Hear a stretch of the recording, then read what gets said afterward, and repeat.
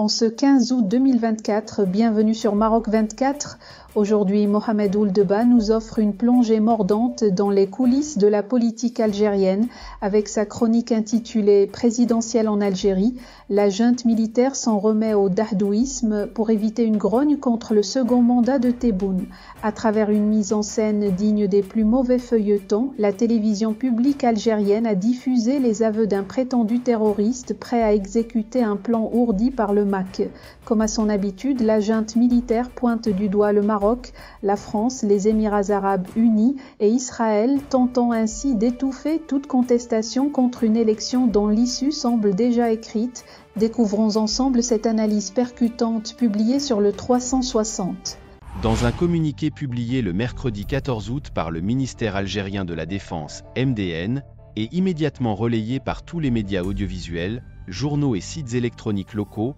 le régime algérien annonce avoir mis en échec un plan terroriste, attribué ouvertement au mouvement pour l'autodétermination de la Kabylie, MAC,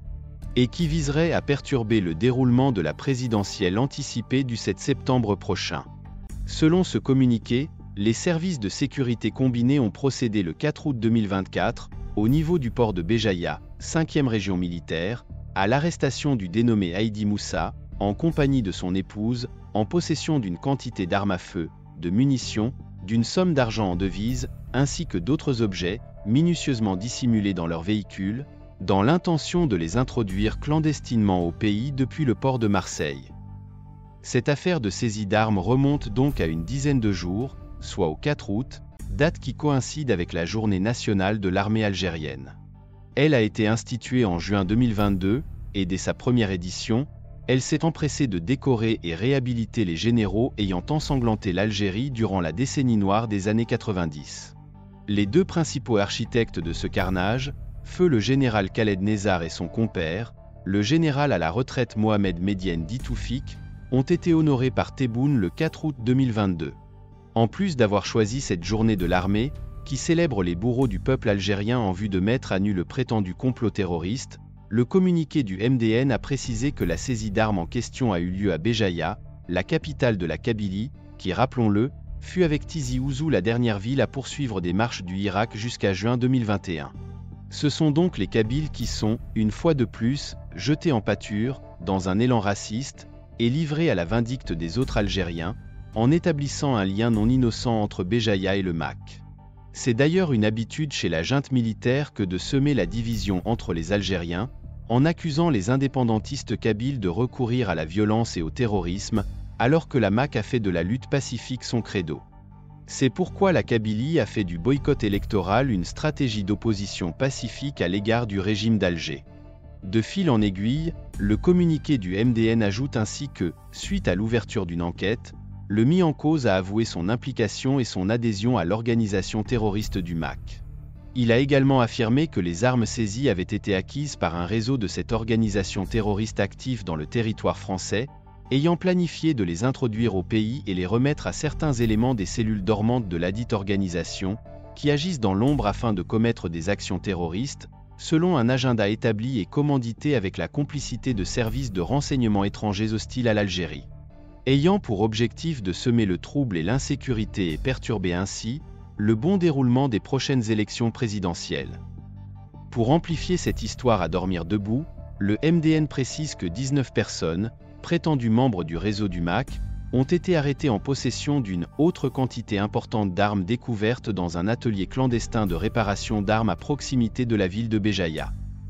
Le mercredi 14 août au soir, en plus du procureur du tribunal de Ben Hamed à Alger, qui a répété le contenu du communiqué du MDN à la télévision publique, cette dernière a diffusé ce qu'elle appelle « les aveux du terroriste du MAC ».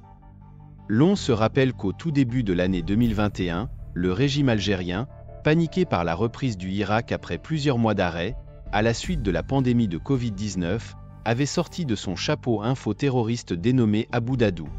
Ce dernier avait avoué sur les écrans des TV algériennes, et en prime time, qu'il a été manipulé par des pays étrangers, dont un pays d'Afrique du Nord, en vue de commettre des attentats en plein Irak. Depuis, les Algériens ont donné le nom de « dadouisme » à toutes les préfabrications d'aveux que la junte a réalisées plusieurs fois de suite. Et celle du mercredi n'échappe pas à la règle, puisqu'elle est une copie conforme des faux aveux d'Abu Dadou. En effet, ces nouveaux aveux ont commencé par une bourde qui en dit long sur le ratage de la mise en scène. Le présumé terroriste a décliné son identité, en commençant par dire « Je m'appelle le dénommé sikh, Zaidi Moussa ». S'ensuivront les péripéties de ses pérégrinations en France, où il est arrivé en 1999 en tant que harag, avant de devenir soudeur, mot qu'il a eu du mal à prononcer correctement, dans un atelier, puis sympathisant du MAC à partir de 2015. En 2022, il dit être devenu le responsable de la logistique et de l'armement au sein de ce mouvement, précisant qu'il achetait les armes au compte-gouttes, en vue de ne pas attirer l'attention. La France serait complice, selon ses dires, car à son départ du port de Marseille, il n'a pas été contrôlé, contrairement aux autres voyageurs. Mais à son arrivée à Béjaïa, il a été immédiatement cueilli par la police et son arsenal saisi. Selon ses déclarations, cet armement était destiné à mener des opérations terroristes durant le processus électoral en Algérie. En plus de la France, il a déclaré que le MAC reçoit aussi un soutien important de la part du Maroc, des Émirats arabes unis et d'Israël.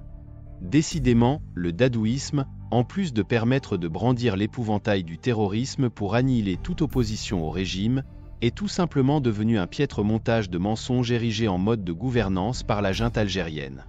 Même la guerre fictive au Sahara marocain, dont se gargarisent quotidiennement les médias du pouvoir algérien, a eu droit à ce genre de fakes de la part de la TV publique algérienne. Rappelons aussi que ce nouvel épisode d'aveux préfabriqués intervient dans le contexte de l'annonce par l'armée algérienne de son engagement, bien que cela ne soit pas son rôle, à sécuriser la campagne présidentielle et les opérations de vote du 7 septembre. Alors que notre pays s'apprête à organiser des élections présidentielles anticipées le 7 septembre 2024, et comme elle l'a toujours fait lors des grands rendez-vous nationaux, l'armée nationale populaire est pleinement disponible et prête à sécuriser toutes les étapes du processus électoral, en veillant à ce que toutes les conditions de sécurité soient réunies pour permettre aux citoyens d'accomplir leur devoir électoral, dans un climat empreint de calme et de quiétude, écrit la revue mensuelle El Jaish dans son numéro de ce mois d'août. Malgré les violents accrochages militaires se déroulant ces derniers jours à sa frontière avec le Mali, et l'avancée des troupes libyennes du maréchal Khalifa Haftar, qui menacent le sud-est du pays, l'armée algérienne, dont la mission première est de défendre les frontières du pays, a choisi la désertion vers les joutes politiques pour en faire son cocon. Pour rester informé, je vous invite à regarder les vidéos Maroc 24 qui s'affichent sur votre écran.